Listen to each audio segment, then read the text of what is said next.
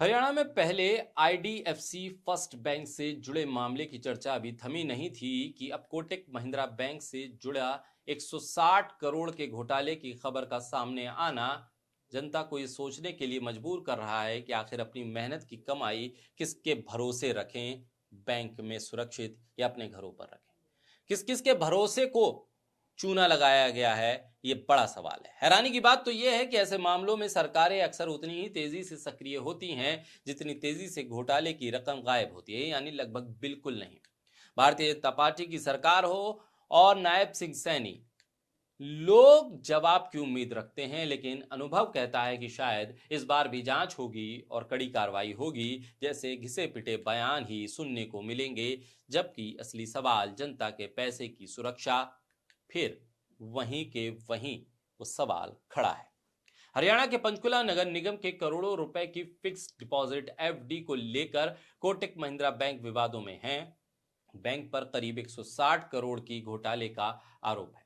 मामला सामने आने के बाद बैंक ने पंचकुला पुलिस में एक औपचारिक शिकायत दर्ज कराई है और नगर निगम के साथ मिलकर खातों की जांच शुरू की है।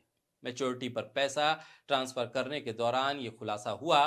पंचकुला नगर निगम के कमिश्नर विनय कुमार ने बताया कि नगर निगम की कुछ एफडी लंबे समय से कोटक महिंद्रा बैंक की पंचकुला शाखा में थी। जब निगम ने एक एफडी के मैच्योर होने पर फंड ट्रांसफर करने के लिए बैंक से कहा, तब रिकॉर्ड में गड़बड़ी पाई गई। इसके बाद निगम ने बैंक से सभी जमा राशि का हिसाब मांगा। रिपोर्ट्स के मुताबिक ये गड़बड़ी 160 करोड़ की हो सकती है, यानी ये आंकड़ा बढ़ भी सकता है। कोटक महिंद्रा बैंक के प्रवक्ता ने इस मामले पर सफाई देते हुए कहा है कि बैंक ने नगर निगम के निर्देश के बाद फिक्स डिपॉजिट और उससे जुड़े बैंक खातों की विस्तृत जांच शुरू कर दी है। बैंक का कहना है कि अब तक की जांच में अकाउंट ओपनिंग प्रोसेस, केवाईसी दस्तावेज, ऑथराइज सिग्नेचर और निगम से मिले निर्देश पूरी तरह से सही पाए गए। बैंक ने दावा किया है कि सभी ट्रांजैक्शन बैंकिंग नियमों के तहत किए गए हैं। बैंक ने खुद पंचकुला पुलिस पे शिकायत दर्ज कराई है। बैंक ने बताया कि दस्तावेजों का एक बड़ा हिस्सा पहले ही नगर निगम के साथ मिलकर चेक किया जा चुका है और बाकी की प्रक्रिया सही ढंग से, व्यवस्थित ढंग से चल रही है। ट्रांसपेरेंसी बनाए रखने के लिए बैंक ने खुद पंचकुला पुलिस पर शिकायत दर्ज कराई। बैंक प्रबंधन का कहना है कि वो इस मामले में नगर निगम, सरकार और कानून प्रवर्तन एजेंसियों का पूरा सहयोग कर रहा है।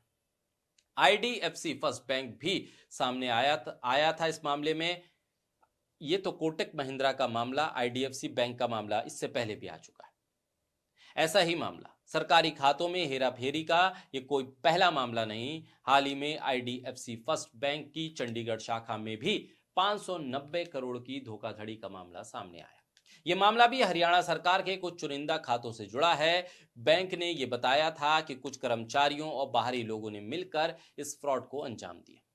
इस पूरे मामले पर आम आदमी पार्टी ने ट्विटर हैंडल के जरिए लिखा कि हरियाणा में आईडीएफसी बैंक के बाद अब कोटक महिंद्रा बैंक से 160 करोड़ के घोटाले का मामला सामने आया है। ये सीधे सीधे जनता की कमाई, मेहनत की कमाई पर डाका है। आखिर ये सब बीजेपी सरकार की मिली भगत के बिना कैसे हो सकता है? क्या बीजेपी सरकार और उनके सीएम नायब सिंह सैनी हर बार की तरह इस बार भी चुप्पी साध कर रखेंगे?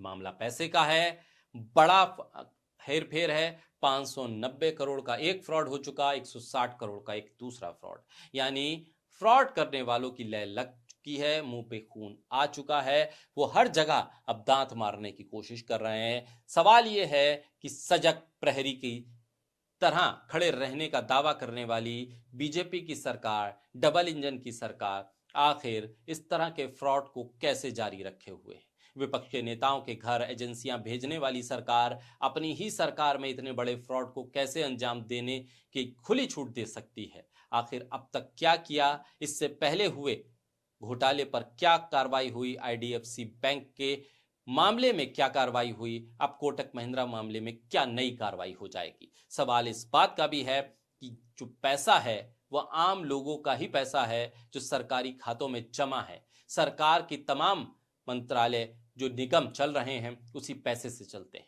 बहरहाल पैसे का खेल है, देखते हैं कि कितना पैसा वापस मिलता है और जो फ्रॉड करने वाला है वो क्या कभी सरकार या पुलिस प्रशासन के कब्जे में आ पाएगा, उनकी निगाह में बच पाएगा, या फिर इसी तरह की एक जांच बैठेगी और जांच का कोई नतीजा नहीं निकलेगा।